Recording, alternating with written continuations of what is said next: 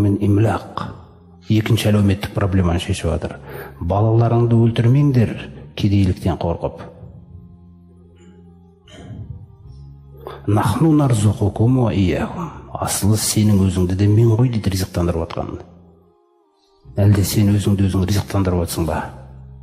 Сені де оларды да мен ғой дейді ризықтандырып отқан. Бүгін бұның көрінісі қандай? Аборт. Кім рұқсат берді оны жасатуға? Мысалы, егер де бір жас, жаңағы бір жігіт пен қыз діннен хабары жоқ, ақыреттен бейқам,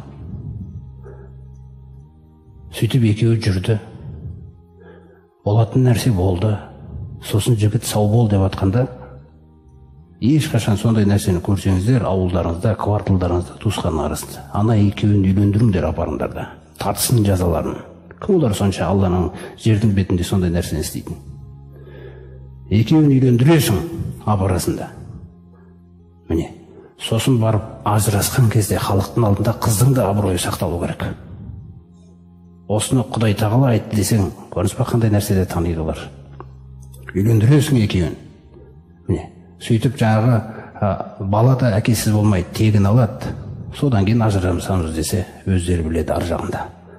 Бәлкім Алла тағала лағаллаллаху юхдису бағда залика амра дейді Талақ сүресінде. Бәлкім Алла тағала екеуінің арасын жаңа жағдай туғызып жақсартып та жіберер дейді. Көрдіңіз ғой.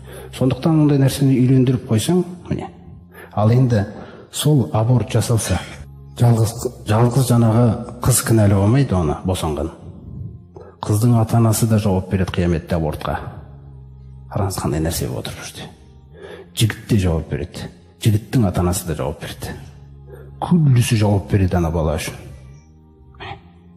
Көрдіңіз бе қандай нәрселер бұл? Ва изал маудату суилат. Арабтардың кезіндегі жаңа пайғамбарымыз саллаллаху алейхи келген кезде қыз балаларда қоғамда менсінбей тірідей көме салған кездері болған кезде Алла тағала арнайы аяттарына да сол қыз балаларға қиямет күні дейді. Тірідей көмілген қыздары сұралған кезде би әйе зәмбин құтилат, қай күнә үшін өлтіріліп еді бұл деп.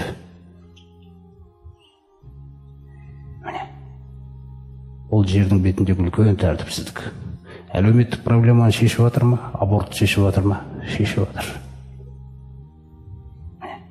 Сондай нәрселер болады өмірде, құрметті жамағат. Сондықтан балаларыңды өлтірмеңдер кедейліктен. Біз ғой сендерді оларды ризықтандырып жатқан дейді.